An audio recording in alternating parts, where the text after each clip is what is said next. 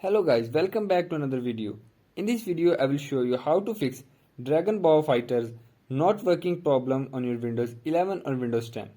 So to fix this issue, follow every step as I am showing in this video, and do not forget to subscribe this channel and also press the bell icon for the latest upcoming videos. Hope so this will fix your problem and help you a lot.